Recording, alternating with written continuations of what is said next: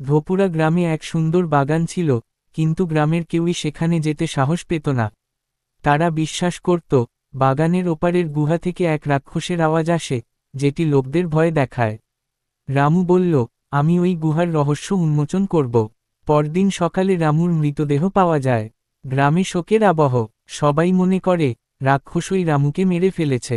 মোহন ও সোহন বাগান সম্পর্কে আলোচনা করে এবং গুহায় যাওয়ার সিদ্ধান্ত নেয়। তাদের বাবা মাঠে কাজ করতে যাওয়ার সময় তাদের বাগানে না যাওয়ার উপদেশ দেন। রাস্তায় একটি গ্রামবাসী তাদের দেখে সতর্ক করে, ওই বাগানে যেন না যাও, সেখানে রাক্ষসের আওয়াজ শোনা যায়। মোহন ভয় পেয়ে থেমে যায়, আর সোহন একা এগিয়ে চলে।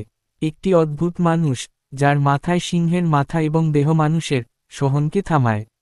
গুহার ভেতরে অন্ধকারে সোহন এক রহস্যময় ছায়ার সঙ্গে মুখোমুখি হয়। রাক্ষসের ছায়া গুহায় তার বন্দিত্বের কাহিনী বলে এবং তাকে মুক্ত করার উপায় জানান। সোহন গুহার ভেতর পৌঁছায় এবং এক ভয়ঙ্কর রাক্ষসের মুখোমুখি হয়,